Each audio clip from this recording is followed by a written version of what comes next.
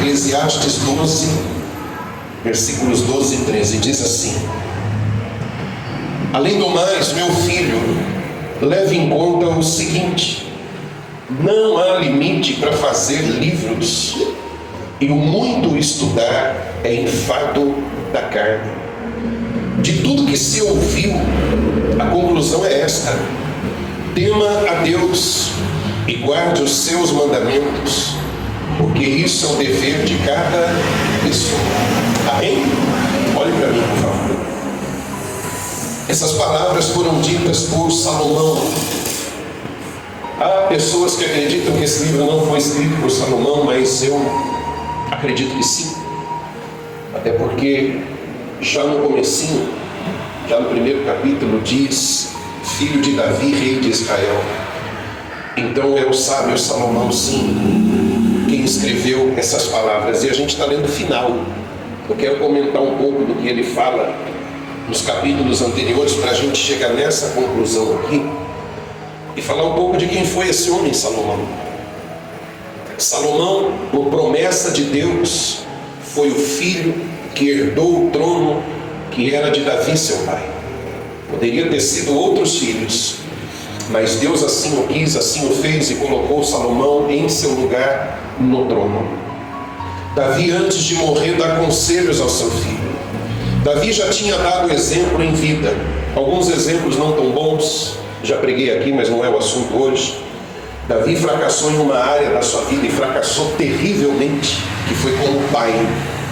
Mas Davi era um bom rei, um excelente rei, o melhor rei que Israel já teve.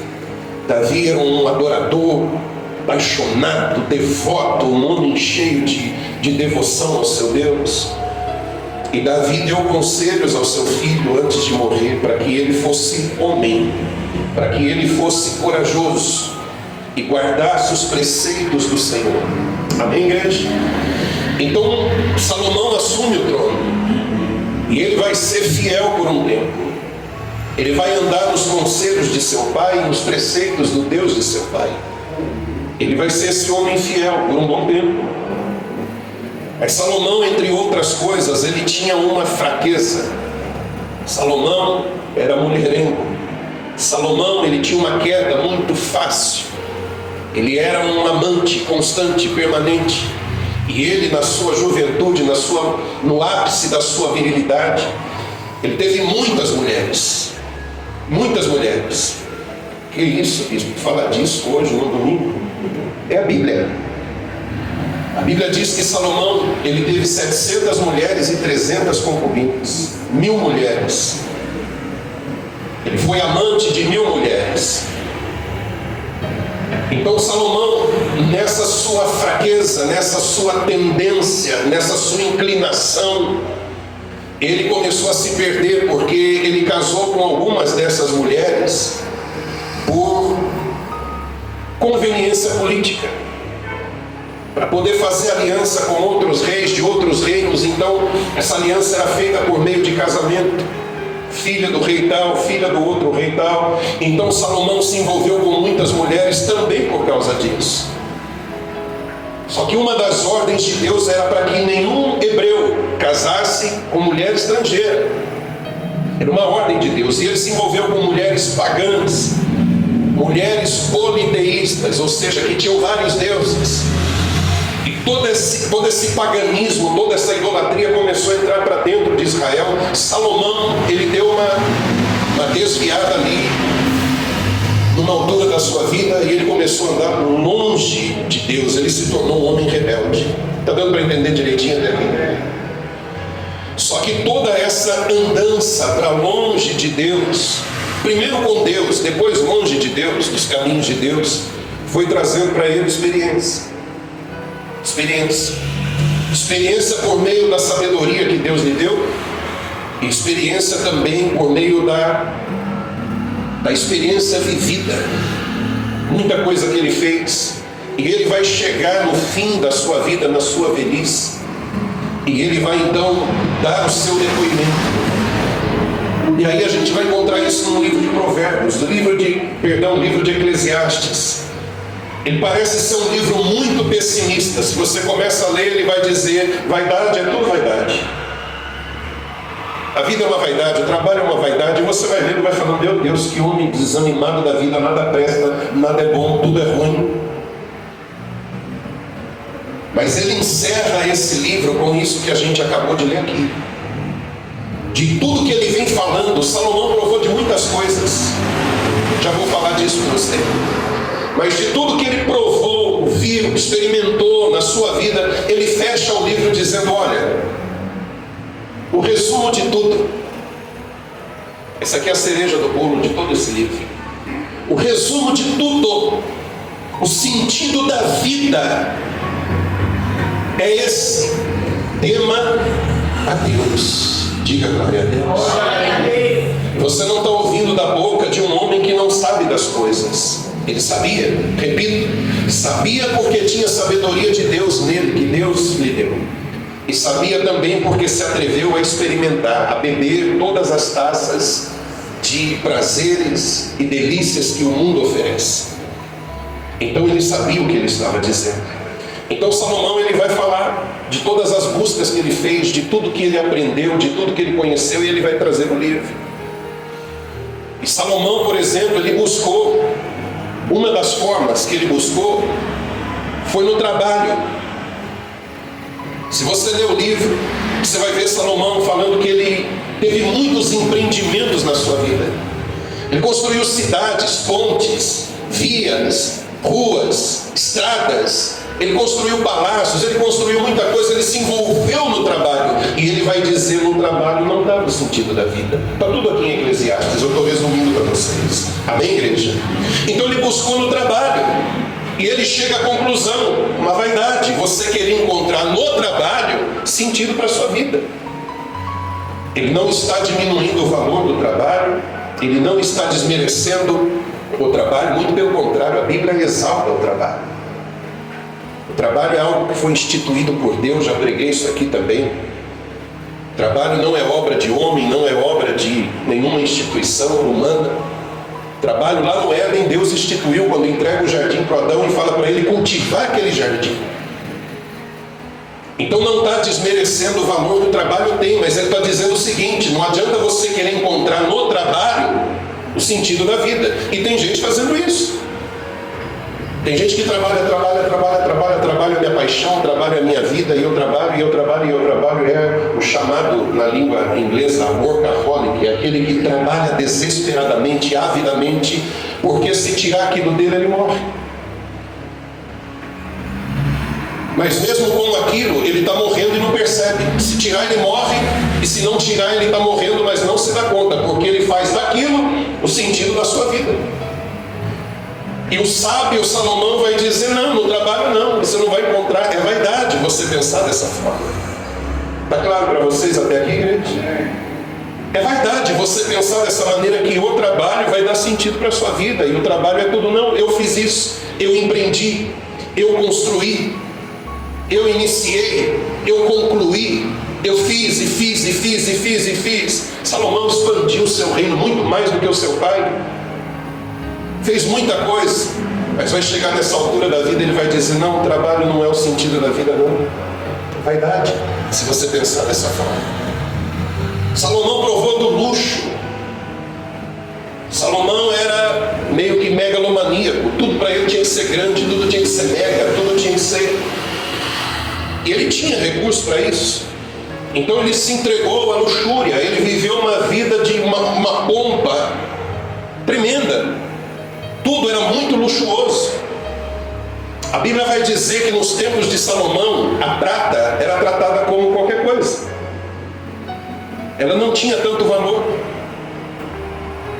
porque era abundante, era uma coisa que era assim. O ouro era abundante, que dirá a prata. Então a prata veio a perder o seu valor nos tempos de Salomão, de tanto que tinha, de tanto que entrava, de tanto que chegava nos cofres do palácio, do governo de Salomão. Então, tendo toda essa grana, tendo todo esse recurso, ele viveu uma vida de luxo.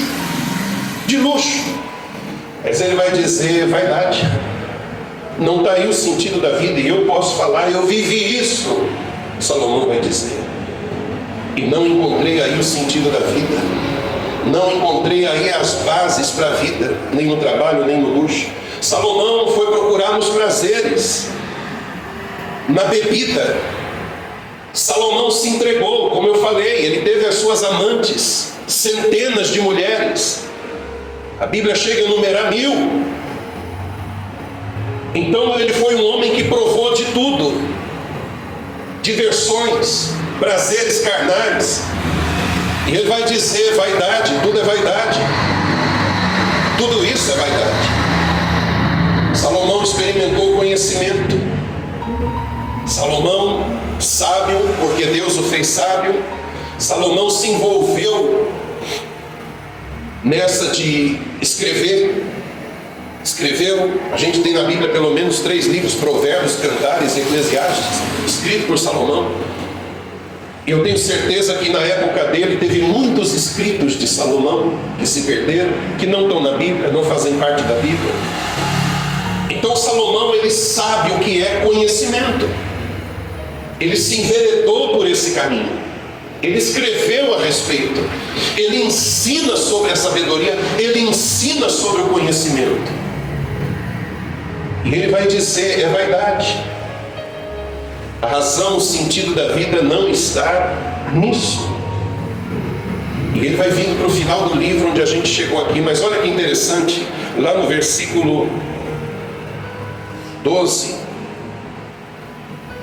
na segunda parte do versículo 12, diz assim: não há limite para fazer livros, e o muito estudar é enfado da carne. É canseira. É canseira. O que é que Salomão está dizendo aqui? Que você não deve estudar, que você não deve buscar conhecimento? Não. Mas se você achar que aí vai estar o sentido da vida, que aí vai estar a base para a sua vida, isso é vaidade também. Eu posso abrir um parênteses aqui, igreja? Deixa eu falar um pouco desse assunto, só para você entender.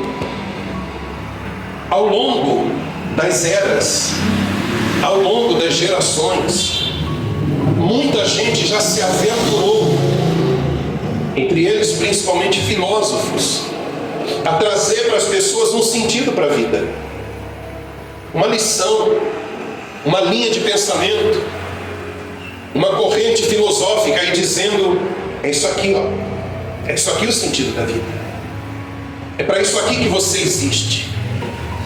Muitos e muitos, eu quero abrir esse parênteses para falar de algumas. Houve época em que uma corrente filosófica chamada estoicismo dominou. Existe até hoje os estoicos. Mas houve uma época que ela foi, por Zenão, trazida por um filósofo chamado Zenão, ela foi colocada, revelada, foi a sua ideia, foi o seu entendimento, e aquilo percorreu as mentes da época e permanece até hoje, o estoicismo. Você pode pesquisar a respeito. Mas o que é o estoicismo? O estoicismo é o homem, ele focar numa ética, numa moral, é ele focar em um caráter reto, ilibado, e ele fazer de tudo por isso, porém, na sua força.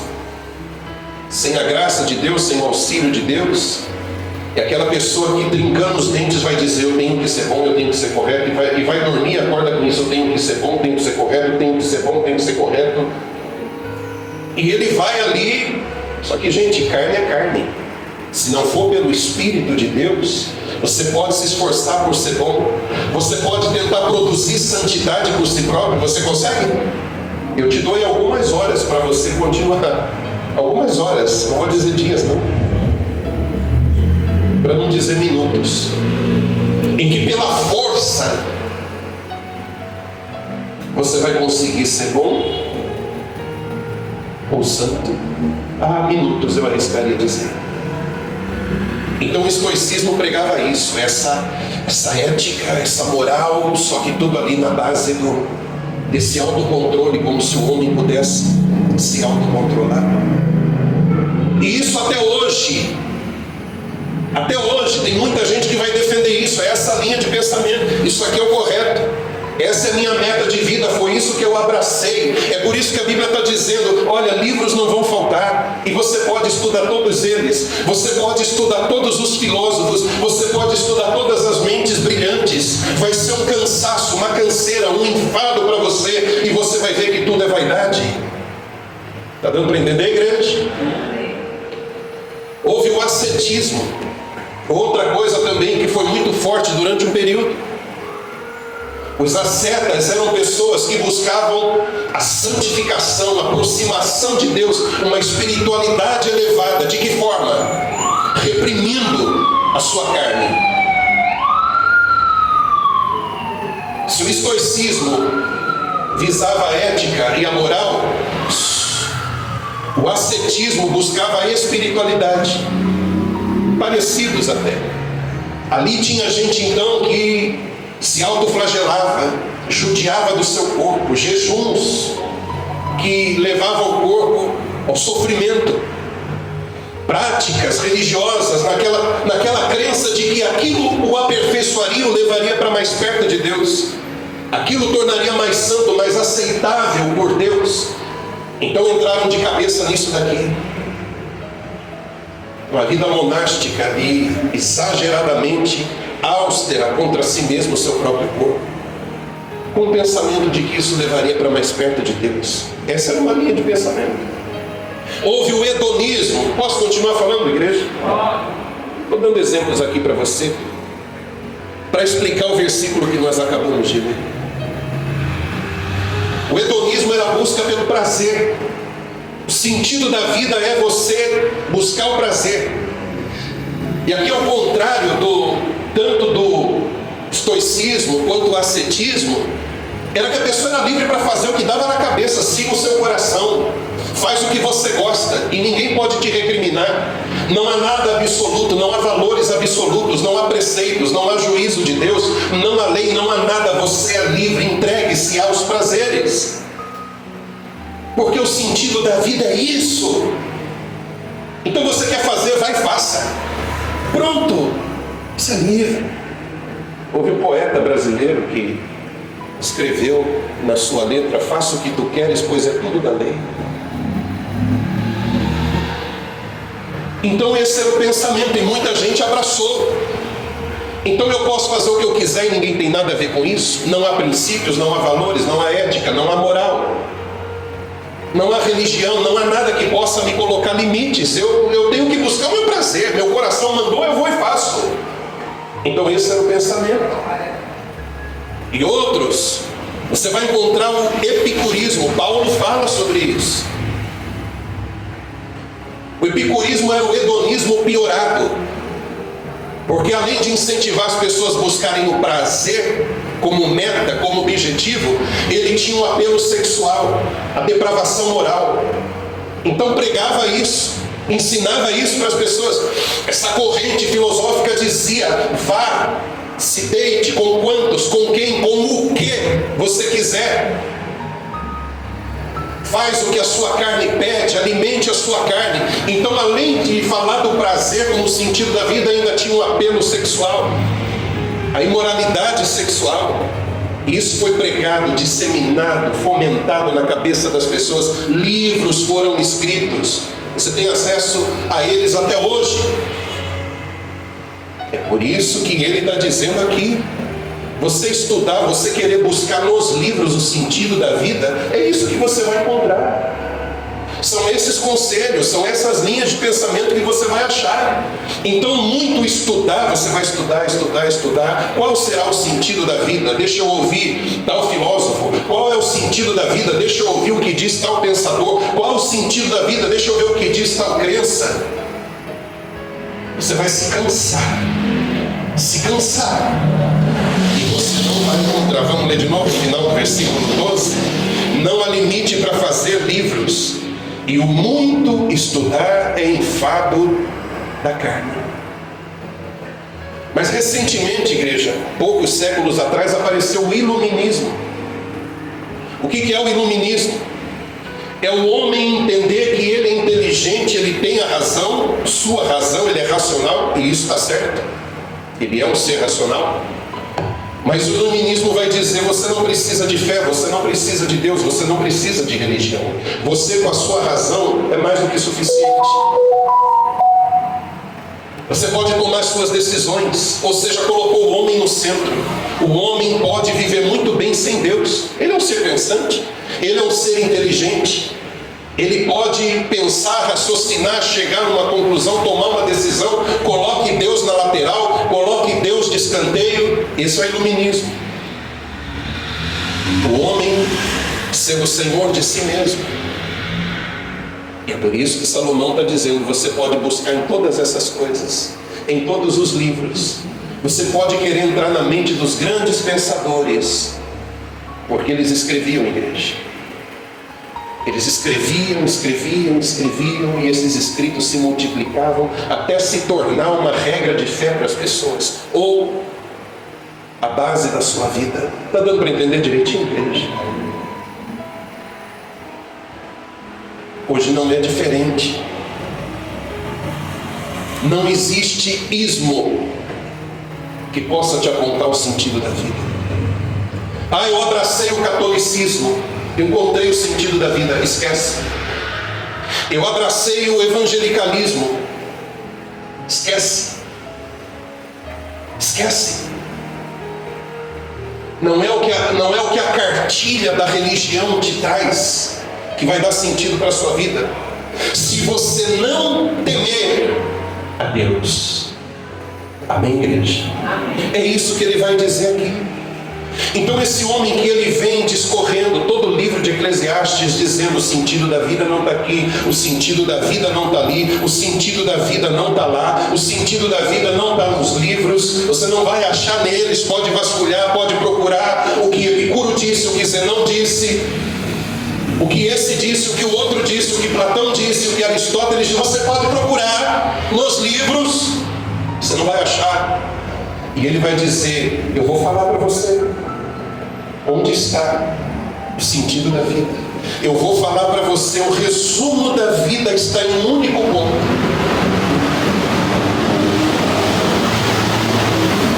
O resumo de tudo. Vamos ler aqui de novo? Versículo 13. A primeira parte diz assim: de tudo que se ouviu, a conclusão é esta. Faz uma pausa aqui. Tudo que se ouviu, o quê? É o que eu falei no início. Ele passa o livro todo falando do trabalho, dos prazeres,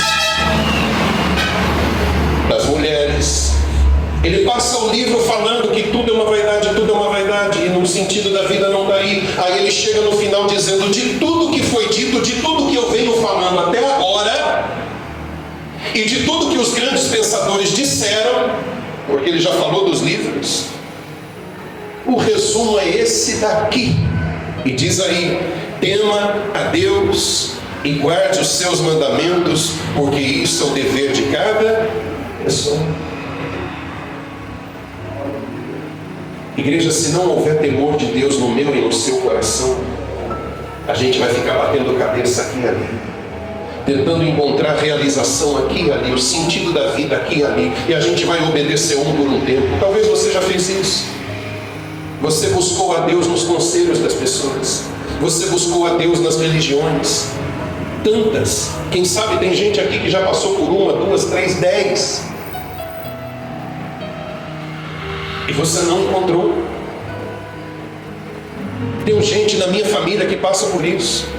Uma hora está inclinado para uma coisa e diz: agora eu achei o que eu mais gosto. Daqui a pouco aquilo ali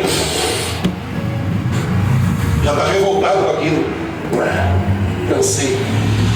Aí acha outra coisa: pronto, agora sim, eu vou fazer isso aqui. É a minha cara, é a minha vida, é a minha realização. Achei. Me achei aqui. E vai um tempo. E daqui a pouco cansa. Agora eu vou fazer aqui, ali sim, eu estava enganado esse tempo todo. Agora eu achei o que eu nasci para fazer. E ali ela vai, e daqui a pouco está ela de novo cansada, irritada. Eu não sei se você conhece gente assim, se você já foi uma pessoa assim. E Salomão vai dizer: o resumo de toda a tua vida tem que ser esse aqui: tema a Deus. Mas bispo, muito bonito, o senhor vai encerrar, né? Tema a Deus, e o senhor vai deixar a gente com essa interrogação, não vai explicar o que é temer a Deus. Não, eu não sou tão irresponsável, eu quero encerrar explicando para você o que é temer a Deus. Não vou te deixar embora sem saber o que é isso, biblicamente falando. O mesmo Salomão, ele vai dizer o seguinte, está lá em Provérbios 9:10, não precisa abrir agora, não. Você pode conferir depois. O temor do Senhor é o princípio da sabedoria. Em Salmos vai dizer que o temor do Senhor é o princípio da sabedoria. Jó vai dizer isso também. A mesma fala. Só que em Salmos diz assim: o temor do Senhor é o princípio da sabedoria. Quem o tem, ou seja, quem tem o temor, revela a prudência, manifesta a prudência. Igreja, o temor de Deus, olha para mim por favor, isso aqui talvez seja a chave de toda a mensagem. O temor de Deus é a baliza no coração do cristão. O temor de Deus é que faz a gente pesar as nossas decisões antes de tomá-las, para não tomar de maneira inconsequente. É o temor de Deus que serve como guia, como parâmetro, como baliza para a nossa vida. Mas esse temor não tem nada a ver com medo, apesar da palavra trazer esse significado também. Mas não é esse temor que Salomão está dizendo, que a Bíblia está dizendo. O temor a Deus, igreja, traduzir para você em 2 palavras, é um amor obediente. Você obedece ao Senhor, mas porque você o ama e não quer desagradá-lo, não quer ferir os seus princípios, não quer ofender a santidade do Senhor. Então não é pavor de Deus, deixa eu fazer, senão o raio cai na minha cabeça, é isso? Não. Deixa eu obedecer, que senão estou lascado, o chicote estala, é isso? Não. Mas é aquela coisa, você olha para a santidade de Deus, para a pureza de Deus, para quem é Deus, e você se vê tão incapaz, tão imerecedor. Você olha para você e fala: não, eu não posso, não vou fazer, não devo fazer. Não porque ele me obriga, porque ele me ameaça, porque ele é mau, ele é um ditador. Não. Mas ele é santo, ele me ama, ele me amou e me ama. Não é justo, eu não vou trair o meu Senhor que deu a sua vida por mim. Amém, igreja? Isso é temor de Deus.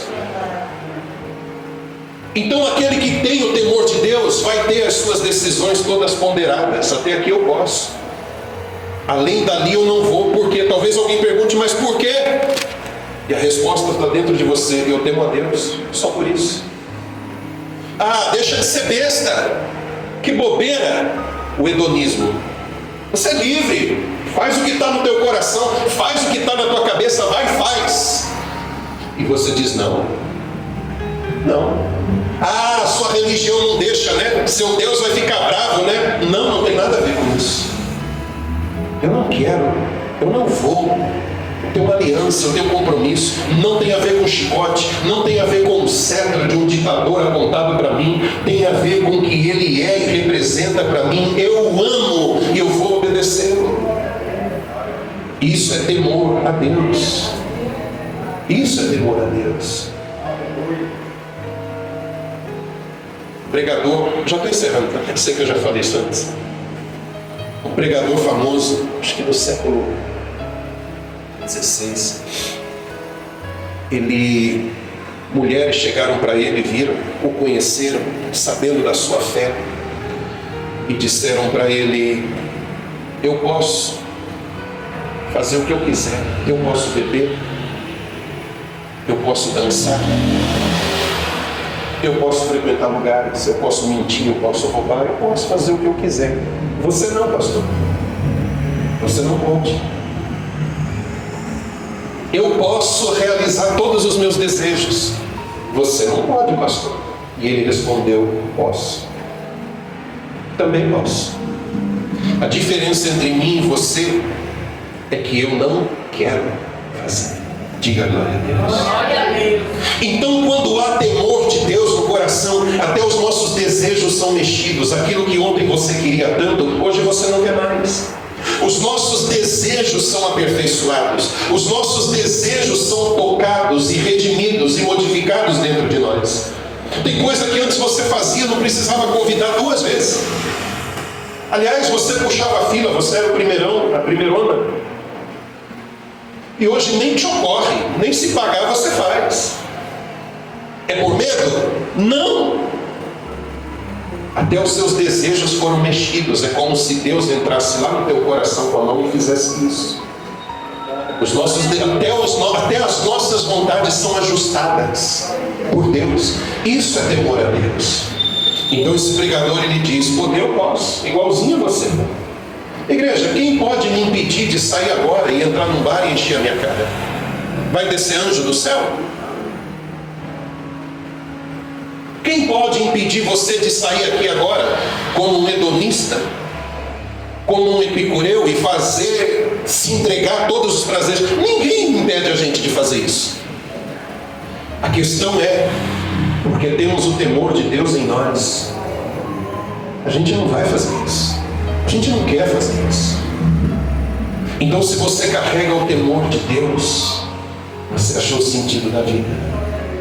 Se você carrega o temor de Deus, você não precisa procurar em nenhum outro lugar mais. Vamos ler de novo 12:13 para encerrar?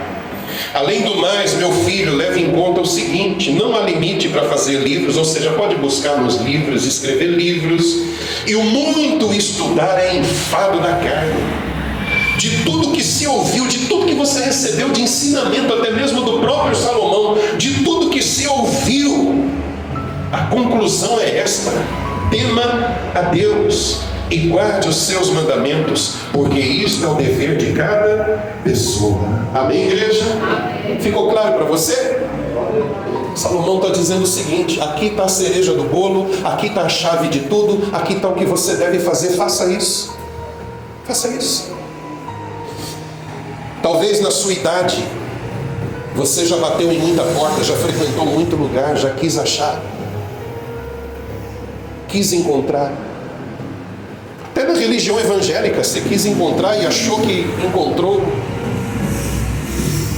Mas o ser evangélico não significa ter o temor de Deus no coração. Amém, igreja? É preciso ter o temor do Senhor. Ah, tem tanto evangélico pintando e bordando por aí, então eu não tenho. É com tristeza que eu falo isso. Tem o temor de Deus no coração? Não tem. Amém. O que importa é o temor de Deus no seu coração. Ah, eu sou evangélico, achei o evangelicalismo. Achei a religião alinhada aqui com a meu jeito. Ah, eu me identifiquei com essa religião aqui. É tanto ismo. Ismo daqui, ismo dali, e ele está dizendo: olha, tem que ter temor de Deus no seu coração, que não tem nada a ver com medo, mas é esse amor que cativa você e te leva para a obediência. Amor obediente. É esse amor que cativou você. Ele te amou primeiro, e como resposta a esse amor, a única resposta que você consegue dar é amá-lo de volta.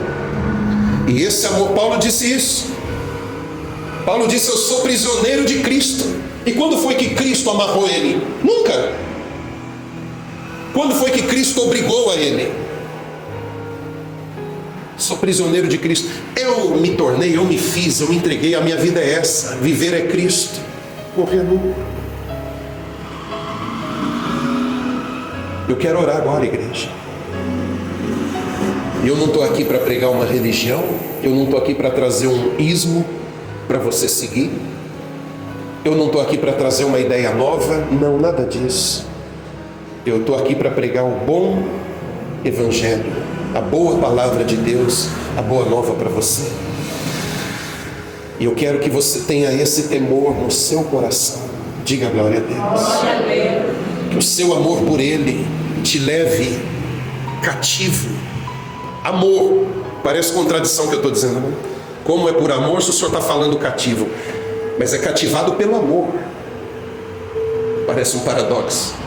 Cativado pelo amor. E uma vez cativado por esse amor, você seja levado a uma vida de obediência, a guardar os mandamentos do Senhor. Tem tanta gente com novas ideias por aí, igreja. O que mais se faz hoje são livros de autoajuda. E aparece um gênio dizendo: é isso, é aquilo. As tantas regras, as tantas leis,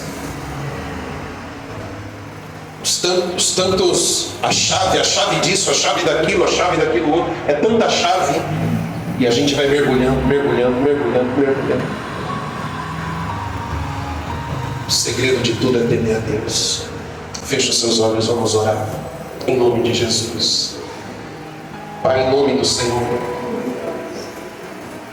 Eu não quero, meu Deus, e o Senhor conhece o meu coração. Eu não quero me aventurar. Eu não quero seguir essa tendência, esse caminho. Eu não quero trazer algo novo, novidade. Não, Pai, para quê? Como Paulo disse a Timóteo, prega a palavra, Timóteo, a palavra. Eu não quero trazer aqui um segredo, um mistério. Quem sou eu para desvendar alguma coisa? Eu não quero seguir essa tendência. Eu não quero, meu Deus, apresentar ao teu povo invencionice. Eu quero ser fiel à tua palavra, Pai, e pregar a tua palavra. Eu sei que isso está fora de moda hoje.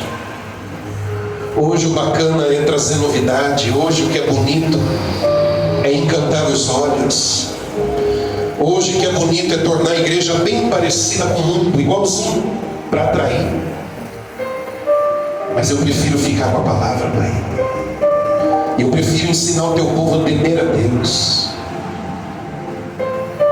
Eu peço que o Senhor faça isso em cada coração. Eu peço ao Senhor que cada pessoa saia daqui hoje disposta, que haja clareza no entendimento delas, que, como diz o ditado, que a ficha caia e que elas entendam. Temer a Deus, essa é a chave. Temer a Deus, é isso que dá sentido à minha vida. Temer ao Senhor, isso sim não é vaidade, porque do resto é tudo vaidade. Isso sim traz fundamento, isso sim me coloca no caminho perfeito. Temer a Deus, desperta isso no coração de teu povo, Pai. Faz eles esquecerem as propostas da religião. Faz eles esquecerem as propostas, meu Pai, de toda a linha de pensamento, de todo o conselho desse mundo. E se há algo para abraçar, se há algo para se debruçar, é sobre a palavra do Senhor e a vontade do Senhor. Em nome de Jesus. Igreja, minha oração é para que você tenha entendido e essa palavra tenha penetrado o teu ser. Que essa palavra venha envolver você, ensinar você. Tema a Deus, tema ao Senhor. Ouve o conselho de Deus e não o conselho dos homens. Eu te peço de todo o coração, Pai. Não deixa a sua igreja se iludir, Pai. Tanta proposta, tanta oferta, tanto sábio, tanto mestre, tanto conselho. Internet transborda, mas que eles sejam criteriosos, Pai.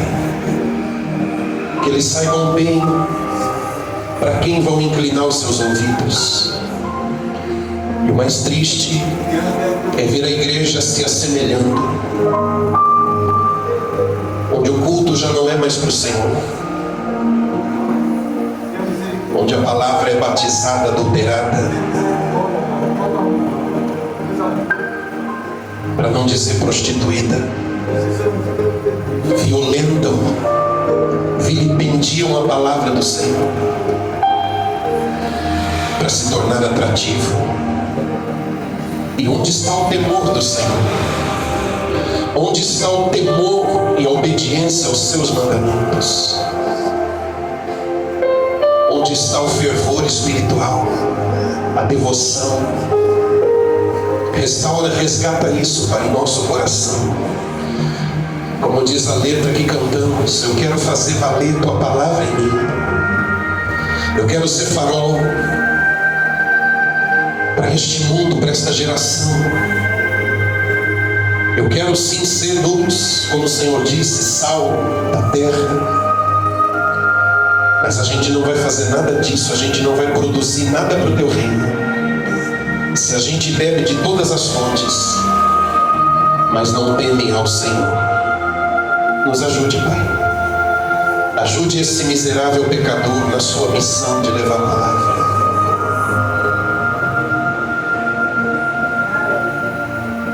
Dê a sua graça, Pai. Dê forças. Os desafios são muitos. Eu rogo a Ti que não falte o óleo, a unção do Espírito. Que não falte o revestimento do poder do Espírito Santo, para com ousadia levar a palavra do Senhor. Não outro evangelho, como disse Paulo. Não há outro evangelho, não existe outro evangelho. Seja anátema. Ajude, Pai, cada pessoa que tem esse compromisso, no Brasil, em outro país, em outro continente, onde há um mensageiro fiel da palavra do Senhor, Pai. Os dias são maus, os tempos são difíceis, mas que o Senhor coloque nele a intrepidez, a ousadia, para pregar sobre o temor do Senhor. Porque é isso que importa, o resto é vaidade. Diga obrigado, Senhor. Eu te agradeço. Em nome de Jesus. Diga amém. Glória a Deus.